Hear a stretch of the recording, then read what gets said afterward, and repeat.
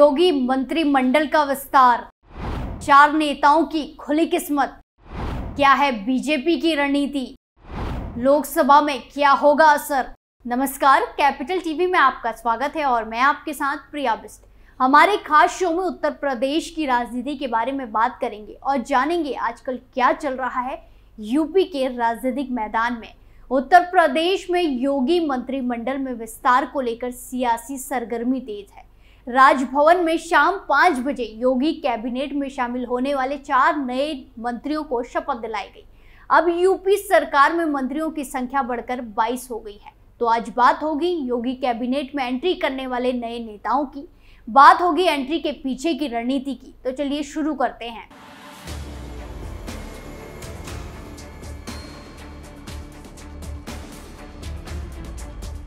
राजनीति में चले हर एक कदम के पीछे एक प्लान होता है। योगी कैबिनेट के विस्तार में कुछ ऐसी ही झलक देखने को मिली। हर चेहरे को चुनने के पीछे अपनी एक सियासी कहानी है। इन 4 चेहरों के बदौलत यूपी पूरब से लेकर पश्चिम तक राजनीतिक निशाने साध रही है।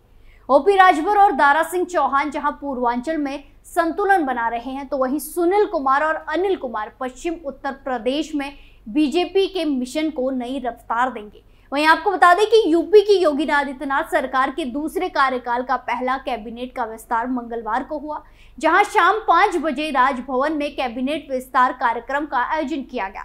2 भारतीय जनता पार्टी, एक राष्ट्र लोक दल और एक सुहेलदेव भारतीय समाज पार्टी के विधायकों को मंत्री बनाया गया है। पहले से दावा किया जा रहा था कि बीजेपी, आरएलडी और सुभासपा को मिलाकर 6 से 7 मंत्री शपथ ग्रहण कर सकते हैं।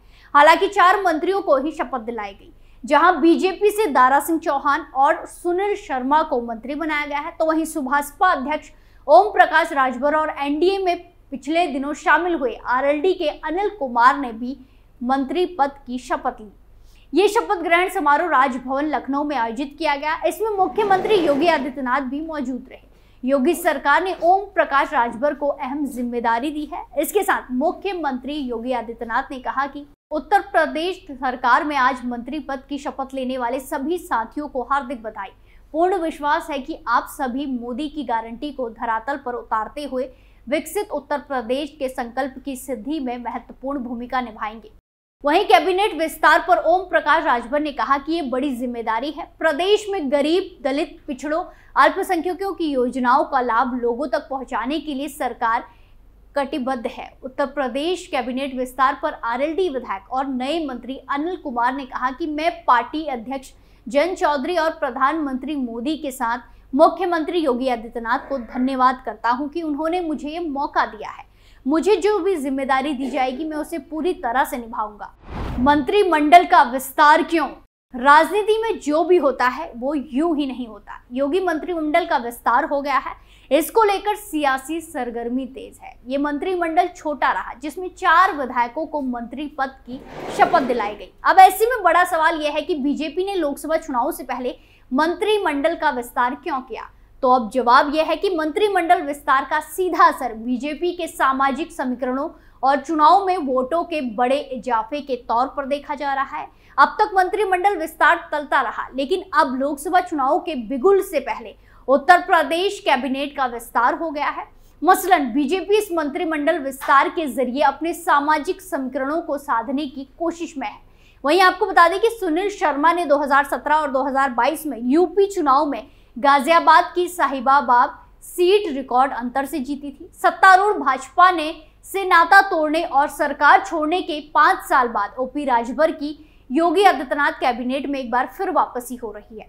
आरएलडी जो इंडिया ब्लॉक में शामिल थी, उसने हाल ही में पाला बदल लिया और एनडीए के साथ गठबंधन की घोषणा की। अनिल कुमार मुजफ्फरनगर की पुरकाजी सीट से आरएलडी के विधायक हैं। वो अपनी पार्टी और बीजेपी के बीच गठबंधन समझौते के तहत योगी कैबिनेट में मंत्री पद की शपथ लिए। दारा सिंह चौहान भी पिछले यूपी चुनाव से पहले बीजेपी छोड़ सपा में चले गए थे। फिर वो विधायक पद से इस्तीफा देकर बीजेपी में वापस लौटे और घोसी सीट से उपचुनाव लड़ा, लेकिन हार गए। अब वो बीजेपी से विधान परिषद सदस्य हैं और योगी सरकार में एक बार फिर मंत्री बनाए गए हैं।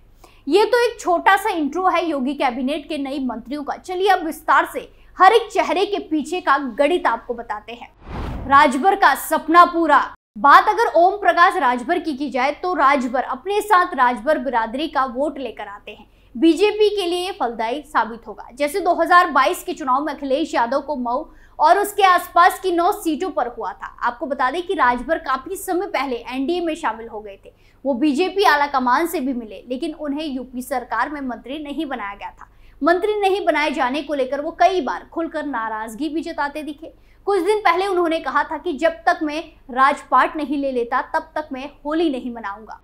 दारा सिंह की बल्ले बल्ले। वहीं अगर बात दारा सिंह चौहान की करें तो वो पाला बदलने में माहिर हैं। चौहान भी योगी सरकार के पहले कार्यकाल में मंत्री रह चुके हैं। उन्हें पूर्वांचल का कद्दावर नेता माना जाता है।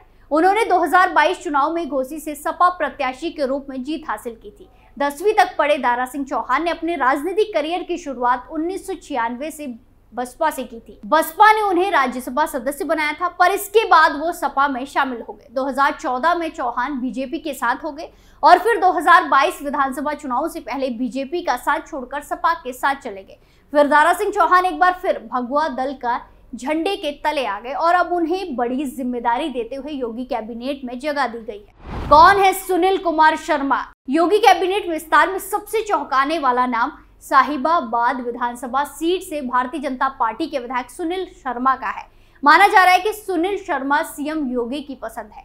आपको बता दें कि साहिबाबाद के विधायक सुनील शर्मा का नाम इंडिया बुक ऑफ रिकॉर्ड में दर्ज हो चुका है। उन्होंने 2022 विधानसभा चुनाव में रिकॉर्ड 2,14,835 वोटों से जीत हासिल की थी। ये देश की सबसे बड़ी विधानसभा चुनाव की जीत है। साथ ही वो साहिबाबाद से विधायक सुनील शर्मा तीसरे बार के विधायक हैं। सबसे पहले 15वीं विधानसभा में वो गाजियाबाद की सीट से चुनकर विधायक बने थे। उसके बाद 17वीं और 18वीं विधानसभा में वो साहिबाबाद की सीट से चुनाव लड़कर विधायक आए थे। सुनील शर्मा की गिनती बड़े ब्राह्मण नेताओं में होती है, तो वहीं उनको उत्तर प्रदेश के मुख्यमंत्री योगी आदित्यनाथ और देश के रक्षा मंत्री राजनाथ सिंह दोनों का बेहद करीबी माना जाता है। कौन है अनिल कुमार? हाल ही में इंडिया ब्लॉक छोड़कर एनडीए में शामिल हुए जयंत चौधरी की पार्टी राष्ट्र लोकदल आरएलडी को भी वेलकम गिफ्ट मिला है, जहां आरएलडी कोटे से पुरकाजी विधायक अनिल कुमार को मंत्री बनाया गया है। वहीं आपको बता दें कि अनिल कुमार मुजफ्फरनगर की पुरकाजी सीट से विधायक है। अनिल कुमार सबसे पहले चरथवाल सुरक्षित सीट से बसपा के टिकट पर पहली बार 35,417 वोट पाकर विधायक बने। साल 2012 में परसीमन के बाद सुरक्षित सीट पुरकाजी बनी। अनिल कुमार दूसरी बार पुरकाजी से विधायक चुने गए थे। फिर मुजफ्फरनगर दंगे के बाद साल 2017 में भाजपा की लहर में हुए चुनाव में तीसरी बार बसपा के टिकट पर ही अनिल मैदान में उतरे, लेकिन भाजपा के प्रमोद उटवाल के सामने हार गए थे।